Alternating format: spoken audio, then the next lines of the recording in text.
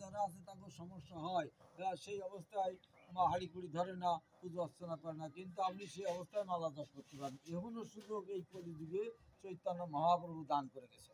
হ্যাঁ, বলছে যেই ভজে সেই বড় অভক্ত হিংসার, কৃষ্ণ ভজনে নাই জাতি কুলাদি বিচার। কৃষ্ণ ভজনে কোনো জাত কুলাদি বিচার নেই। তাহলে এই মালা আপনি যখন খুশি জপ করতে পারেন, সমস্ত দিন খাটাখাটনি করে সন্ধ্যের সময় আপনি জপ করতে পারেন, শোয়ার সময় জপ করতে পারেন। এগুলো যদি আমরা না করি, আরও কি করতে পারেন, মাসে দুটি একাদশী আছে, এই একাদশী আমরা পালন করতে পারেন। হ্যাঁ, তাতে কি হবে, আপনার পারমাত্মিক কল্যাণ হবে। শাস্ত্রে বলা আছে একাদশীর দিন যদি পঞ্চশস্য যে কোনো একটা দানা গালে পড়ে, তাহলে কি হবে, ভ্রূণ হত্যা, পিতৃহত্যা, মাতৃহত্যার দোষ বর্তাবে। বুঝছেন, একাদশীর গুরুত্ব অনেক বেশি।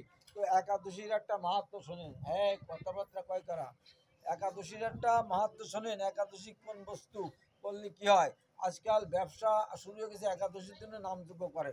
কি কয়, আমরা এই বছর যে দল যে দিন রাখছি ফিরে বছর আমরা তাই করবো। হ্যাঁ, এতে করে একাদশী বাদ দিছে, একাদশী আমরা চালায় যাচ্ছি। অনেকে কয় একাদশী বাদ দিছে কী করবো, হলে যারা একাদশী তাকে ফল দিচ্ছি, আর যারা একাদশী না তাকে খিচুড়ি দিচ্ছি, সমস্যা কিরম করতেছি না।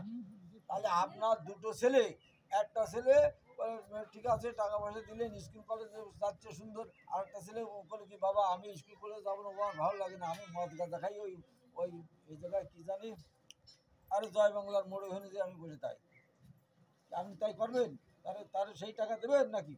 তাহলে যারা একাদশী করে নেই তাকে খিচুড়ি দিলাম, আর যারা একাদশী তাকে ফল ফলে দিলাম, না তা হয় না। হ্যাঁ, যাই হোক, যারা করতেছেন এগুলো করবেন না, সংশোধন হতে হবে। দরকার হলে একাদশী ওই দিন বন্দীকে বাদ দিতে হবে।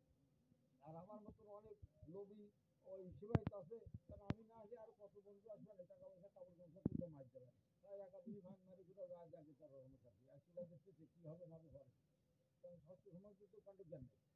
তো যাই হোক, একাদশীর একটা মাহাত্ম্য শোনেন। এক দেশে এক রাজা, সাধারণত রাজা বা বড় লোক যারা আছে তারা ফুল বাগান টাগান করে, তা রাজা ওইরকম বেশ কিছু জায়গা নিয়ে ফুল বাগান করেছে, এবং সুন্দর সুন্দর ফুল সে জায়গায় ফোটে, গন্ধে একদম সুশোভিত। তো স্বর্গের এক অপ্সরা ওই জায়গাতে ফুল নিয়ে যায়, ওই স্বর্গে নিয়ে যায়, সে জায়গায় দেবাদিদেব মহাদেবকে দিয়ে সে পুজো অর্চনা করে। এইভাবে রোজ নীতি নীতি একদিন মানে ভোর রাত্রি এসে নিয়ে চলে যায়, আসে নিয়ে চলে যাচ্ছে, হঠাৎ একটা কাঁটা ঢুকেছে, কাঁটা ঢুকে রক্তক্ষরণ হয়েছে, আর তার পাপ ঢুকে ওখানে দাঁড়ায় রয়েছে, আর সে যেতে পারেনি। ওই দিন ঘটনাক্রমে একাদশী ছিল, আর যেতে পারেনি। তারপরের দিন ভোরে যখন ওই শিবা মালি আইছে, মালি এসে দেখতেছে আরে ফুল বাগানে আজকে কি জল জল করতেছে, আগুন ধরে গেল নাকি? কাছাকাছি এসে দেখলো কি না, আগুন ধরে নেই। সুন্দরী একটা রমণী দাঁড়ায় আছে স্ট্যাচুর মতন। তা দেখে ভয়তে আবার দৌড় দিছে, রাজ অন্তপুরে যে রাজার খবর দিছে এই ঘটনা হয়েছে। রাজা কী করেছে, তার লোকজন নিয়ে নাট ভাট, তারপরে পুরোহিত সেবায়ত এইসব নিয়ে সব চলে আসে, আসে দেখ এই অপ্সরা দাঁড়ায় আছে। তখন সে রাজার যে রাজপুরোহিত, তারে রাজা বলছে আপনি জিজ্ঞেস করেন। তা সে কাছে যেয়ে বলছে মা তুমি কিনা কোন জায়গাতে আসলে, আর কেন আসলে, আর কী বা তোমার উপকার আমার রাজা করতে পারে? তখন বলতেছে আমি এই জায়গাতে নিয়ে স্বর্গের দেবরাজ ইন্দ্রকে দিই, সে পূজা অর্চনা করে এবং সে সন্তুষ্ট থাকে, আমি স্বর্গের অপ্সরা। তো গতদিন ফুল নিতে আসে আমার পায়ে কাটা ঢুকে গেছে, এবং ওই রক্তক্ষরণে আমার পাপ ঢুকে গেছে। তো এখন কি করা যাবে, আমরা কি করতে পারি? বলছে আপনার রাজ্যে যদি কেউ একাদশী করে, তাহলে সেই একাদশীর ফল যদি আমার দিয়ে দেয়, তাহলে আমি উদ্ধার লাভ করতে পারি। কালকে একাদশী ছিল। এখন রাজারা এসে জিজ্ঞেস করলি, রাজা বলছে আরে রাজা নিজেই একাদশী করে না, তো প্রজারা কি করবে, কেউ একাদশী করে না, একাদশী সম্বন্ধে কেউ জানে না। এখন কি হয়, রাজা বলছে যাও খোঁজ করে দেখো কিটা একাদশী আছে। এখন বাইক পেতা ফাটা দিয়ে সমস্ত রাজ্যে সব খোঁজ করেছে, খোঁজ করতে করতে কোথাও সালে একাদশী লোক নেই, রাজা নিজেই করে না, তা কি করে জানবে? না পেয়ে ফিরে চলে আসে, আসে বলছে রাজা মশাই আপনার রাজ্যে একাদশী করা কোথাও লোক পেলাম না। এখন আবার অফিসারের কাছে গেছে যে মা তাহলে এখন কি হবে? তা বলছে দেখেন একাদশী লাগবে না, কালকের দিনে উপবাস কেউ ছিল, যে কোনো কারণ হোক যদি কার উপবাস থাকে, তাহলে তার ফলটা আমার যদি দেয় তার তো আমার কাজ হবে, কারণ তার উপবাস হয়ে গেল একাদশী।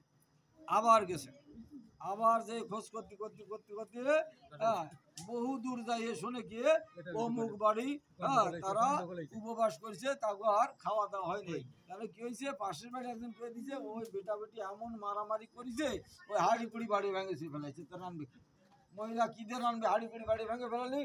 মহিলা চিন্তা করতে যে হাড়ি কুড়ি বাড়ি ভেঙে ফেলাইছে, এ বেটা সংসার করাচ্ছে, আমার মরা ভালো, আমি রানবো না, কিছু করবো না, শুয়ে পড়ে রয়েছে। আর বেটা বলছে যে এমন যে পাইছি আমি, এমন গ্যাঞ্জাম বাদে কাজকর্ম করে আসে, তাহলে আমিও বাড়ি থাকবো না, আমার খাওয়া নেওয়ার দরকার নেই। দুজন দুটি ছেলে রয়েছে, আর রান্না বাড়া হয়নি, খাওয়া দাওয়া হয়নি। কিন্তু ঘুরিয়ে ঘুরিয়ে যতই যাক না কেন, একটা গরুর খুঁটি যদি শক্ত করে ঘুরতে হয়, তো ঘুরতে ঘুরতে ওই জায়গায় যে ঘুরতে বাড়ি যাওয়ার কাছে নেই, হবে নাকি? এমন মায়া, সন্ধ্যের সময় বাড়ি আইসে কিন্তু হাড়ি কুড়ি নেই, রান্না নেই, কারোর সাথে কোনো কথা নেই। তুমি সব হাড়ি কুড়ি ভেঙে বেড়েছে, আমি রান্না কিনে শুয়ে পড়ে আসে। ও গো, ওই পাশের মহিলা বলে দিছে ওরাই রান্না বাড়া করে নেই, খাইনি, ওরা উপবাস আছে। রাজার লোকজন যেই গেছে, সেই সব থরকম্প, ওরে বাবারে, তোরা কালকে উপবাস ছিলি, তোরা শুনলাম এই বাড়ির লোকে বলছে। এখন মনে করছে চল আমরা যে গন্ডগোল বাতাইছি, ওই পাশের বাড়ির মহিলা মনে করে দিছে, রাজার কানে গেছে, আমাকে অনেক বদনাম যাবে। এখন রাগ টাকা নেই, দুইজন দুই দিন তাকাচ্ছে, কি করবো, কিছু কব নাকি? এখন ওই মহিলা যে, ও চিন্তা করেছে শালা মরিছি তো মরিছি, নির্বংশে সংসার করেও আমার জ্বালা, না করেও জ্বালা, বাঁচলেও ভালো মরলেও ভালো, আমি সত্যি কথা কই দেবো যাই হোক। তা সে করছে কি, আমাকেও কাল উপবাস ছিল, আমাকে খাওয়া দাওয়া হয়নি। এখন ওই সাথে সাথে ওই পুরুষটাও কেমেছে যে যা মরি তো মারবো। ওই দিলেই করছে হাট, এখন রাজার হয়ে যেতে হবে। চিন্তা করছে এইবার সর্বনাশ করেছে, তাহলে আমাকে তো বদনাম যাবে না। এখন কি করবে, ধরে নিয়ে গেছে রাজার ওখানে গেলে, বসাইছে, বসে রাজা বসায় জিজ্ঞেস করতে, কালকে তোরা উপবাস ছিলি? এখন ওই একই অবস্থা, যে কলি বাঁচবো না, হ্যাঁ কলি বাঁচবো না কলি বাঁচবো, সত্যি কথা এই করে চিন্তা করে ওই মহিলা ওইরকম চিন্তা করেছে, যা আছে আছে আমি কয়ে দিই সত্যি কথা, মরি তো মারবো, ওই সংসার করে আমার কি হবে। সত্যি কথা কয়ে দিছে। সেই পুরুষটাও সাথে সাথে করছে, আমিও কয়ে দিই, মরি তো একসাথে মারবো। কয়ে দেওয়ার সাথে সাথে বলছে, তোরা কালকে যে উপবাস ছিলি, তাতে একাদশী ভালো হয়ে গেছে, কাল একাদশী ছিল, একাদশী ব্রত ভালো হয়ে গেছে, এই একাদশীর ব্রতের ফল তোরা কি অস্পর দিবি? ওরা চিন্তা করছে একাদশী ফল মধ্যে কাজ নেই, আমাকে সাইডে দিবি, আমরা পাইছে যাই, বাড়ি চলে যাই, সাইডে দিবি। তা করছে যে আমাকে ফল টল দিয়ে কাজ নেই, রাজামশাই আমাকে যদি কোনো মানে পুণ্য হয় আমরা সব দিয়ে দিলাম। তিনবার যেই কইছে অপসরা শাক। একাদশীর কি মাহাত্ম দেখেন, দেখছেন?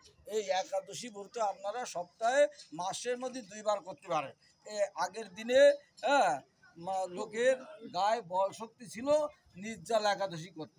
কলিযুগের মানুষের পক্ষে নির্জলা একাদশী করা সম্ভব না, কারণ কলিযুগের রাত হয়ে পেটের জন্য বাড়াতে হবে, যার যেরকম কাজ সেই সেরকম করতে হবে। তাহলে আপনি কি করবেন, আপনি বাজারেতে দয়া কলা নিয়ে আসবেন, ওই মাটি আলু, ওই যে মৌতি আলু, যেটা কি কয় মিষ্টি আলু, দাম কম যেটা, এই নিয়ে আসবেন। দয়া কলা, মিষ্টি আলু, পেঁপে, কাঁচকলা, এই যেগুলো মিশিয়ে একসাথে মিশিয়ে, লবণ দিয়ে, মরিচ দিয়ে, আর যদি গোটা হলুদ থাকে, ভাঙ্গাল হলুদ না, কারণ ভাঙ্গানো হলুদ দিয়ে আপনি ভাঙ্গানোর আগে দেখা গেলো আটা একজন ভাঙাইছে, চাল ভাঙাইছে, ওটা মিশে যেতে পারে।